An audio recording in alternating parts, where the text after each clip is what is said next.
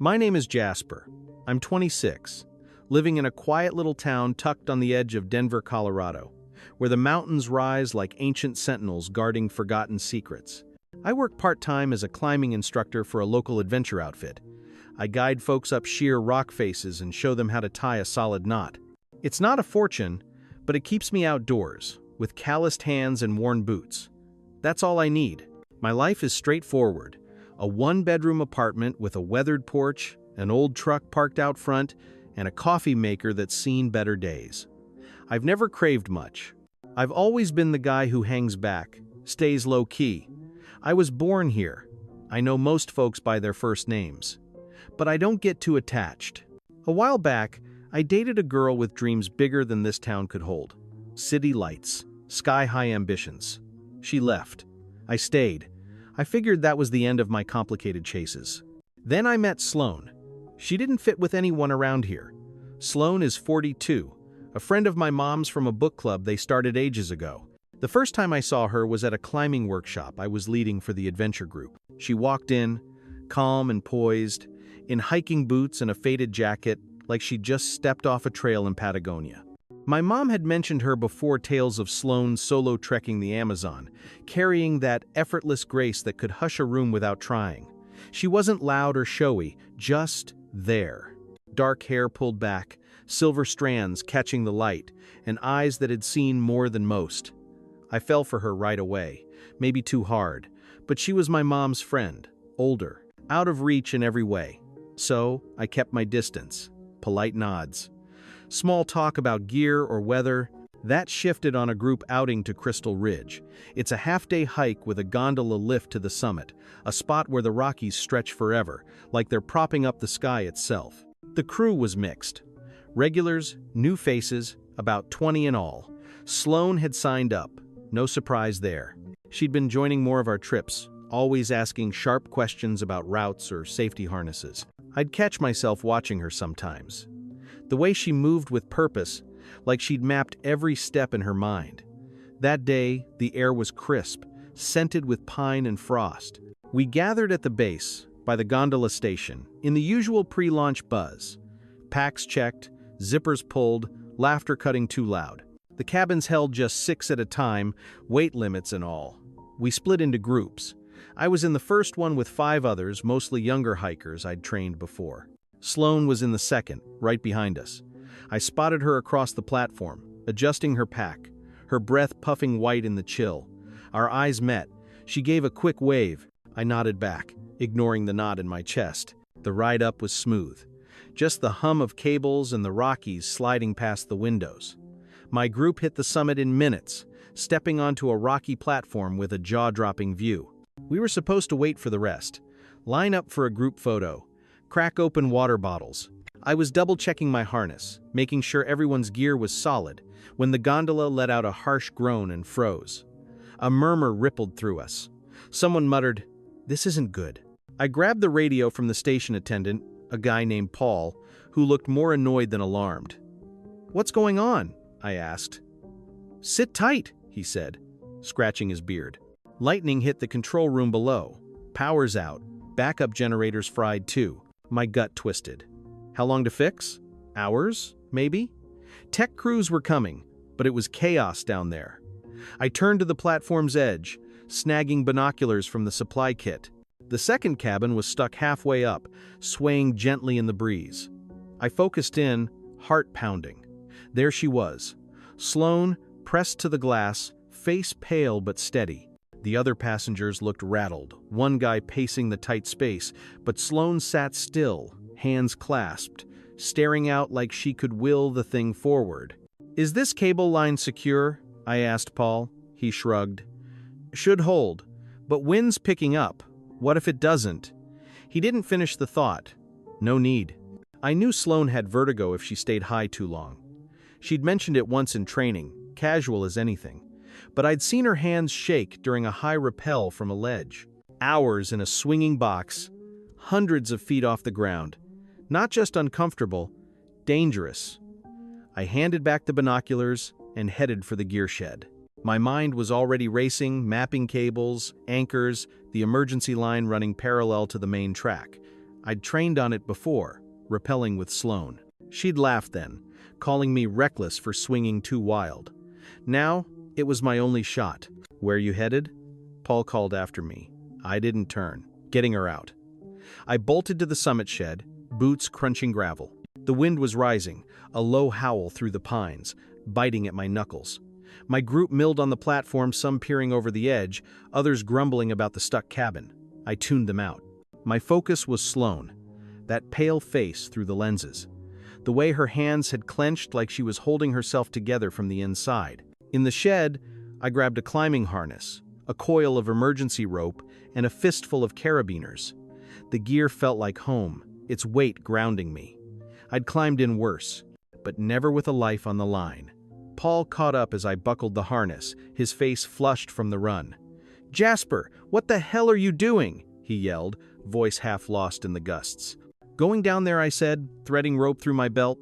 "Sloane's in that cabin. Vertigo. She can't wait hours."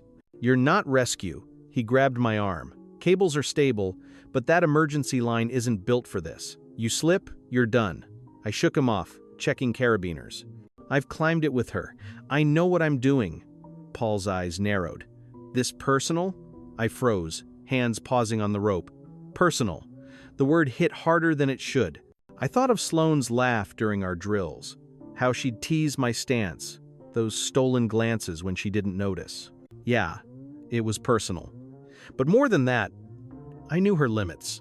Knew she'd never admit fear up there. I was the only one on this peak who'd trained with her, seen her grit through vertigo with clenched teeth. If anyone reached her, it had to be me. "Call it what you want," I said, meeting his gaze. "I'm not leaving her up there." He cursed under his breath, but stepped back, waving at the gear. "Fine. But if you fall, I'm not explaining to your mom." I didn't answer. I was already at the platform's edge, where the emergency line, a thick steel cable, ran parallel to the gondola track. Anchored at the top, it dropped to the base station, a maintenance lifeline.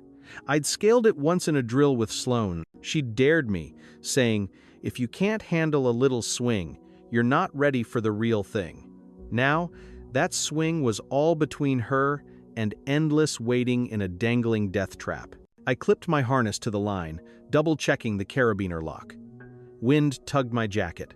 I could see the cabin far below, a silver speck swaying against gray cliffs. My stomach knotted. 500 feet down, the valley floor was a jumble of rocks and trees. One slip, and I'd be part of it. "Jasper," called one hiker, a guy named Theo, jogging up.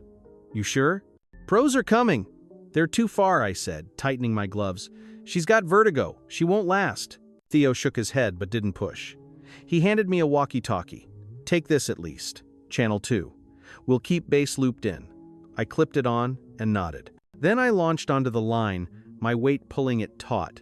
The first stretch was brutal. Hands gripping steel, muscles screaming. Once I found the angle, wind slammed me sideways like a fist.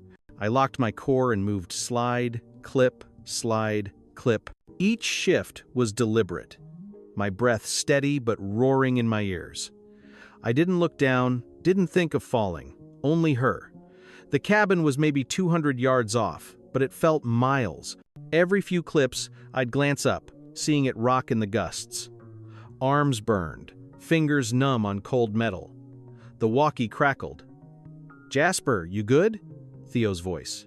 "Yeah," I grunted, clipping another anchor. "How's it look from up top?" "Cabin's holding. Wind's not helping." I didn't reply. No breath to spare. My world narrowed to the cable, the next clip, the fire in my shoulders. Halfway down, a faint crack echoed from the cabin ahead. My head snapped up. The cable strained, the car tilting like it was fighting back. I pushed harder, ignoring my screaming muscles. Sloane was in there. I wasn't giving her another second. The wind roared in my ears, yanking at my jacket as I clung to the emergency line. My arms were on fire, each carabiner clip a hard-won battle against the ache in my shoulders. The cabin loomed close now, 30 feet. Maybe its silver frame glinting faintly against Crystal Ridge's gray cliffs. I could make out the passengers inside, shadows shifting in panic. But my eyes locked on Sloane. She was pressed to the glass, forehead slick with sweat, hands gripping a seat edge. Even from here, I saw her fighting for calm, chest rising too fast. I clipped another anchor, gloves slipping on icy steel. The walkie buzzed at my hip. "Jasper, almost there." Theo's voice, tight. "Cabin steady, but it's rocking hard. Hurry." As if I wasn't already redlining every muscle, my heart hammered not just from the climb, but from picturing her trapped up there, dizzy, alone. I'd watched Sloane tackle steep trails without flinching. But heights like this, hundreds of feet with nothing but void below, they hit her deep. She'd never admit it. Not to the group, not to me. But I knew. I reached the cabin, boot-scraping metal as I clipped my harness to the anchor above the door. A gust rocked us, and I grabbed the cable to steady. Through the glass, Sloane's eyes met mine. Wide, not with raw fear, but something stripped bare. For a beat, it was just us, the world lost in the wind's howl. "Jasper," her voice muffled through the pain, but it carried her steady tone, like she was talking herself calm. "What are you doing out there?" "Getting you out," I said, breath fogging the glass. "You okay?" She nodded, but her hands stayed clenched, knuckles white. "Seen worse." The other passengers, hikers, and tourists muttered behind her. One guy yelled about waiting for pros. I ignored them. My focus was the door, heavy security model with a manual lock. I yanked the handle. Nothing. "Damn it," I muttered, eyeing the mechanism, jammed from the jolt. "Jasper, careful," Sloane called, voice sharper now. The cabin lurched again, a sickening sway that twisted my gut. I braced, pulling my flashlight from my belt. Sturdy metal, like our night climb ones. If the lock wouldn't turn, I'd force it. "Back up," I shouted, raising it. Sloane pressed to the far wall, eyes on me. I swung hard clang against the lock. Nothing. Again. Third time. The impact jarred my arm. Fourth, it gave with a metallic snap, door sliding an inch. I wedged fingers in, prying wider, wind roaring through. "Hold on," I yelled, clipping my harness to the frame to avoid a drop. The cabin bucked hard, someone inside gasping. I didn't look.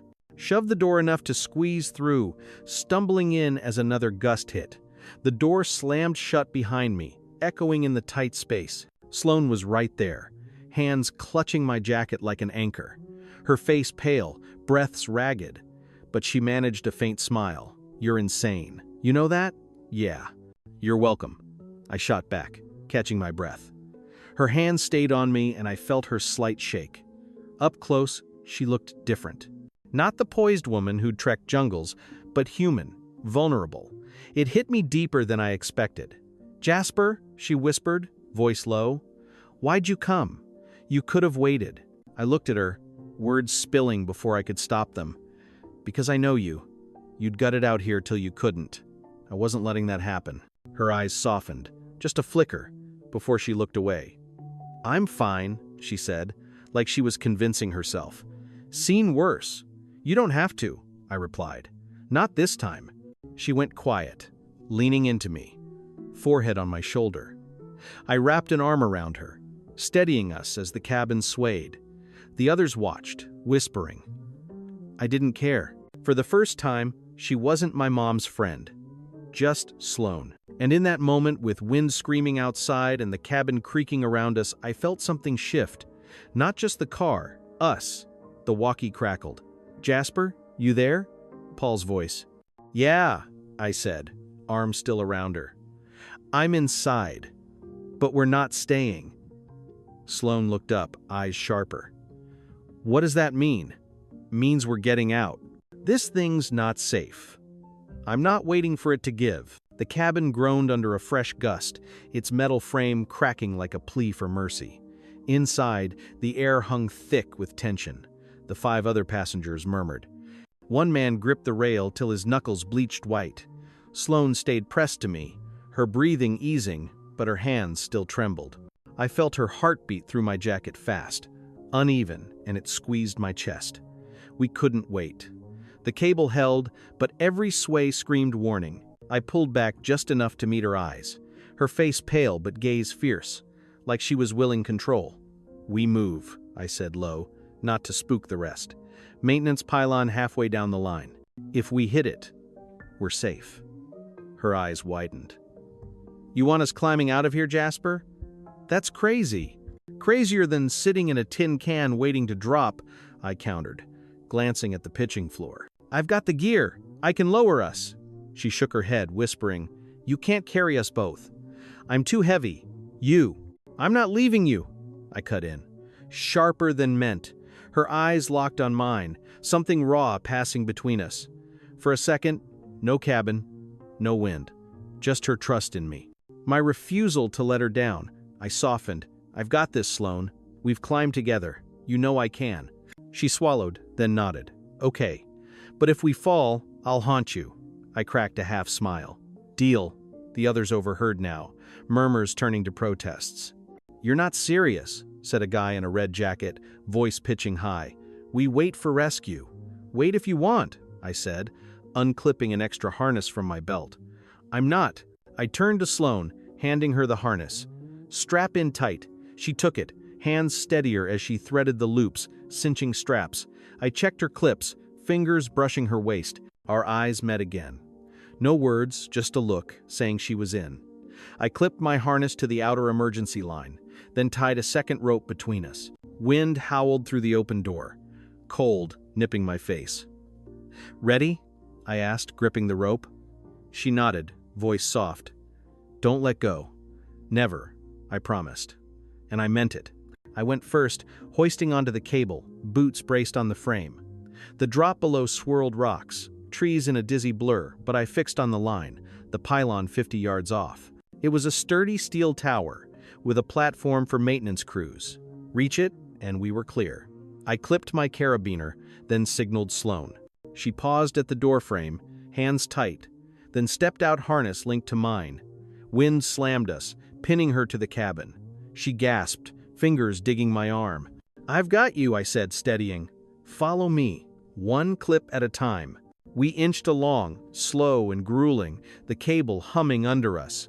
My arm screamed from the earlier drop, but I held, guiding her. Clip here. Good. Now slide. I've got you. Sloane stayed quiet, breath hitching in gusts, but she moved, hands sure on the rope. I felt her faith in me, heavy as the harness. It fueled me. Halfway to the pylon, a sharp crack split from the cabin behind. Sloane froze, eyes flicking back. Keep going, I ordered. Firm. Don't look. She nodded, jaw set, and we pushed on. The pylon neared its platform a safe spec. Muscles blazed, gloves slick with sweat. But I saw the end. We hit it as wind doubled down, a brutal blast rocking the line. I grabbed the platform rail, hauling up and reaching for Sloane. She was right there, face ashen but determined. I took her hand, pulling her over. For a moment, we just panted, bodies jammed against cold steel. You okay? I asked, hand on her arm. She nodded, voice shaky but strong. Yeah, thanks to you. I glanced at the distant cabin, then her. Hair wild, cheeks flushed from cold, but safe. The walkie buzzed. Jasper, you good? Theo's voice. On the pylon, I said. Send pickup from base. Copy. Hold tight. Sloane leaned on the rail, catching breath. You didn't have to do that, she said, eyes on mine. Could have waited. I shook my head. Not an option. Not for you. She went still, just looking. For the first time, I saw something new in her eyes. Not just thanks. Deeper. It kicked my pulse up. We weren't clear yet.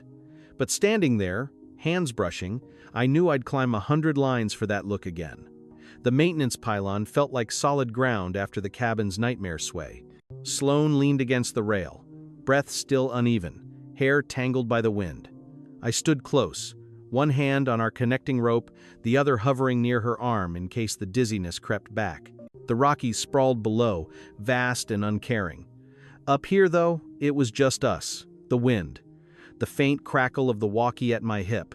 You sure you're good? I asked, voice softer now.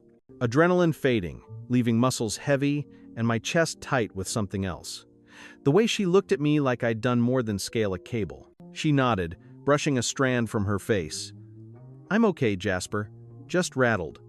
She paused, searching my eyes. You didn't have to risk it like that. I shrugged, playing it cool, but my heart still raced.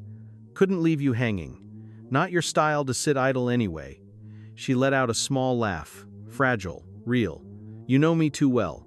The walkie crackled again. Jasper, rescue team's climbing. Got a winch for you both. 10 minutes, tops. Copy, I said, clipping it back. 10 minutes. Time to breathe. To let what happened sink in. I glanced at Sloane, face still pale, but calmer. Hands steady. She caught me staring and held my gaze. Something new in the air. Why'd you do it? She asked, voice low, nearly lost in the gusts. Could have let the pros handle it. I hesitated. Words stuck. I could have said training. Stubbornness. Right call. But that wasn't all. Because it was you, I said finally. Quiet. I've seen you climb, Sloane. Tackle stuff that'd break most. But up there, I nodded toward the far-off cabin.